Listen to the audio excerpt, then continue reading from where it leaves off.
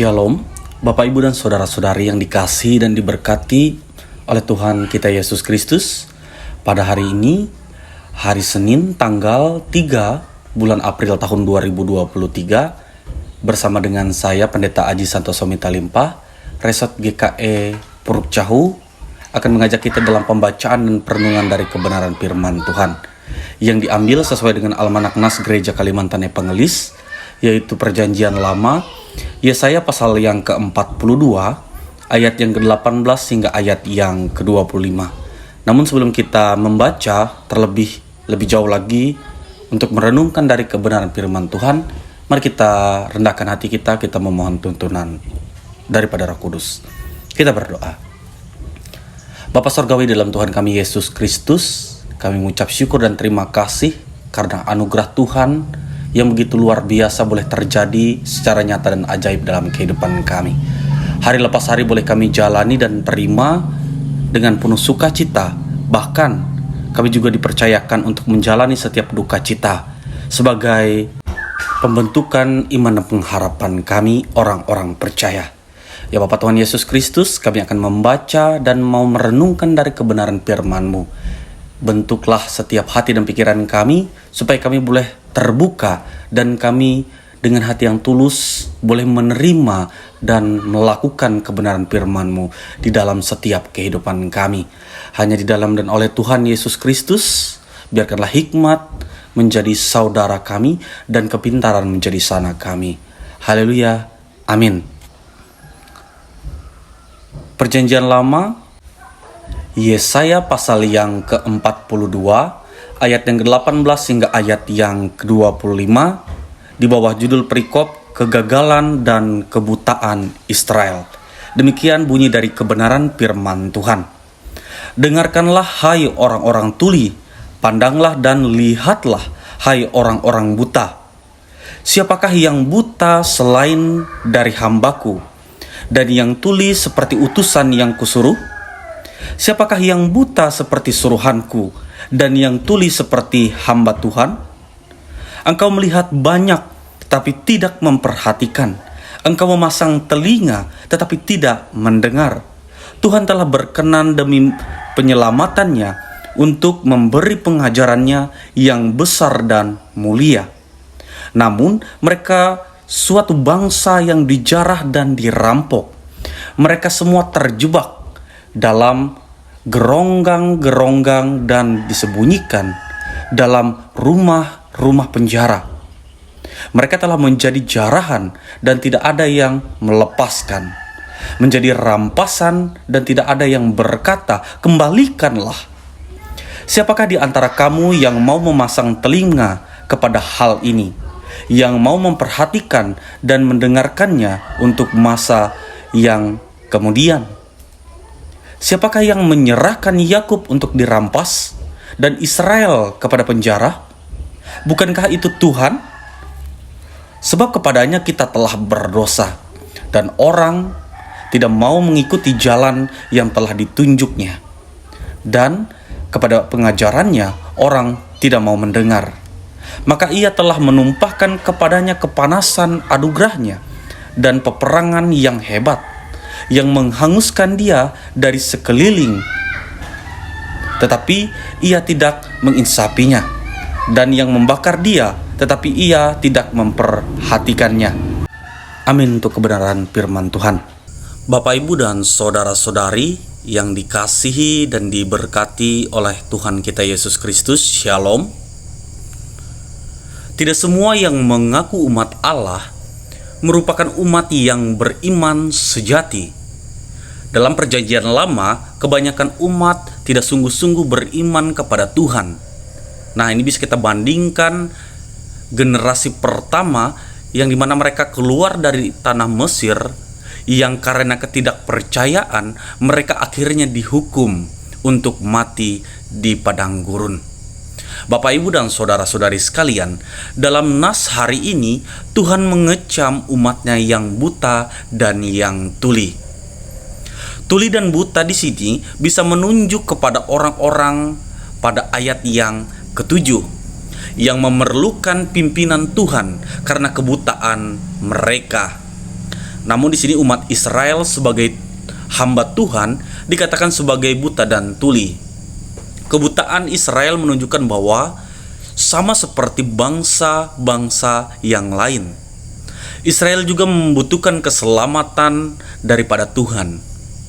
Nah, ketulian daripada Israel menunjukkan bahwa mereka tidak mau mendengarkan apa yang telah Allah firmankan. Walau sesungguhnya Allah telah banyak berbicara kepada umat-umatnya.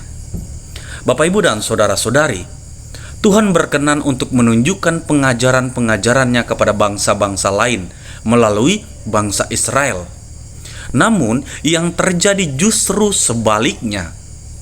Israel malah ikut-ikutan di dalam keberdosaan daripada bangsa-bangsa lain, sehingga mereka yang menjadi dominan dan Israel malahan menjadi jarahan atas mereka.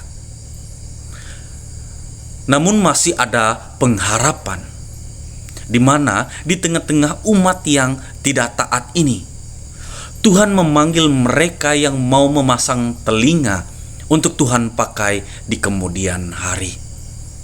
Bapak, Ibu, dan saudara-saudari yang dikasihi dan yang diberkati oleh Tuhan kita Yesus Kristus. Kalau kita lihat pada ayat yang ke-24, terdapat kata pengganti yang berubah dari kata kita menjadi kata mereka.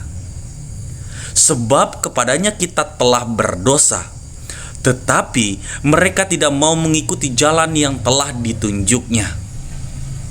Nah, Bapak, Ibu, dan saudara-saudari sekalian, ini berarti Yesaya mengidentifikasi dirinya dengan umat Allah dalam keberdosaan mereka. Tetapi ia memisahkan diri dengan umat yang tidak mau mengikuti Allah. Nah, Bapak, Ibu, dan saudara-saudari yang dikasihi oleh Tuhan Yesus Kristus, mari kita bersama-sama merenungkan dari kebenaran firman Tuhan ini. Apakah kita merupakan umat yang sama seperti Yesaya, yang dimana mau mengikuti jalan daripada Tuhan? Ataukah kita seperti umat yang buta dan yang tuli, yang dimana mereka tidak mau mendengarkan perintah-perintah daripada Tuhan? Mari kita renungkan di dalam kehidupan kita pada saat ini.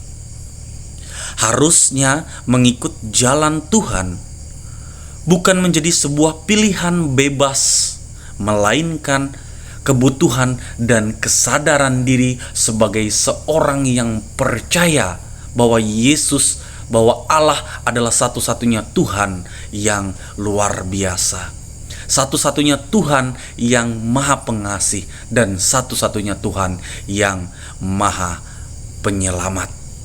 Biarkanlah firman kebenaran ini boleh mengingatkan, menguatkan iman dan pengharapan kita, supaya kita tetap selalu mengandalkan Dia, percaya kepadanya, dan berjalan di jalan kebenarannya. Amin untuk kebenaran firman Tuhan. Mari kita rendahkan hati kita bersatu dalam doa. Kita berdoa. Bapa Surgawi dalam Tuhan kami Yesus Kristus, terima kasih atas firman-Mu yang telah diperdengarkan kepada kami pada saat ini. Biarkanlah firman-Mu tidak berlalu begitu saja di dalam setiap kehidupan kami, melainkan sebaliknya, firman-Mu lah yang menjadi pondasi yang teguh sebagai dasar iman kami, orang-orang percaya di dalam Kristus. Ya Bapa Tuhan Yesus Kristus, bentuklah hidup kami, pakailah hidup kami, supaya kami senantiasa selalu berjalan di jalan kebenaran-Mu, dan nama-Mu lah satu-satunya yang kami puji dan kami permuliakan. Begitu juga ya Bapa Tuhan kami Yesus Kristus, kami ingin berdoa kepada bangsa dan negara kami Indonesia. Biarkanlah kedamaian, kemakmuran, kesejahteraan kami boleh rasakan. Begitu juga para pemimpin-pemimpin kami, dari tingkat yang teratas hingga tingkat yang paling bawah, di dalam setiap tugas dan tanggung jawab mereka, dan dimanapun mereka berada dan bekerja. Biarkanlah dengan kehadiran mereka, kami boleh dimerdekakan dan hidup dalam kesejahteraan. Begitu juga ya Bapak, kami ingin berdoa secara khusus kepada gereja-Mu, yaitu Gereja Kalimantan Evangelis. Diberkatilah setiap visi dan misi, dan biarkanlah Gereja Kalimantan Evangelis ini menjadi tempat, menjadi wadah akan orang-orang dimenangkan di dalam Tuhan Yesus Kristus saja. Dan biarkanlah gerejamu ini dapat menjadi berkat, sebagaimana kasih-Mu yang melimpah boleh dirasakan oleh setiap orang. Terima kasih Tuhan Yesus Kristus. Kami juga mau naikkan doa kami. Kami ingin berdoa kepada para pendeta, kepada para evangelis, penatua, diakon, vikaris, guru sekolah minggu, guru agama, dan siapapun mereka yang menyerahkan hidup dan kehidupannya untuk melayani Tuhan. Tuhan berkati, Tuhan topangkan tangan kepada mereka. Kesehatan, kekuatan, perlindungan boleh mereka rasakan. Jauhkan dan luputkan dari mara bahaya, malapetaka, kuasa jahat, kuasa iblis, bahkan binatang buas yang hendak mengganggu dan mencelakakan, sehingga mereka boleh hidup dalam perlindungan Tuhan yang sejati. Begitu juga segala sakit penyakit Tuhan tahirkan bagi mereka, sehingga dalam kehidupan mereka boleh hidup dalam kesehatan, kekuatan, dan boleh melaksanakan berbagai aktivitas, tugas, dan tanggung jawabnya dengan penuh semangat yang luar biasa. Begitu pula juga ya Bapa, kami ingin berdoa secara khususnya kepada jemaat-jemaat-Mu dimanapun mereka berada. Biarkanlah Tuhan juga boleh memberkati kehidupan mereka, seperti Tuhan memberkati kehidupan kami sampai detik ini yang tidak pernah berkesudahan. Terpujilah nama Tuhan. Begitu pada saat ini juga kami mau naikkan doa kami secara khusus. Kami ingin berdoa kepada jemaat-Mu, yaitu Jemaat Eklesia Puruk Cahu dan Gereja Kopio Matara.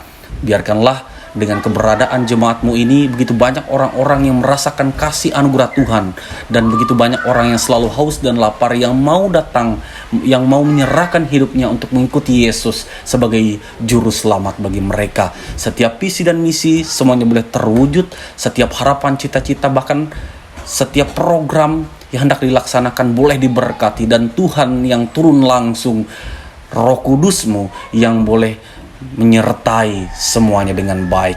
Di dalam dan oleh Yesus Kristus kami naikkan doa kami dan kami sempurnakan, yaitu dengan doa yang Tuhan ajarkan kepada para murid pada ribuan tahun lalu. Bahkan Tuhan juga ajarkan kepada kami demikian.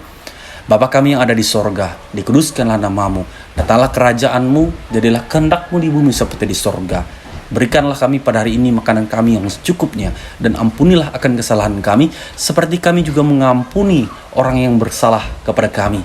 Jangan bawa ke dalam pencobaan, tetapi lepaskanlah kami daripada yang jahat, karena Engkau lah punya kerajaan dan kuasa dan kemuliaan sampai selama-lamanya. Amin.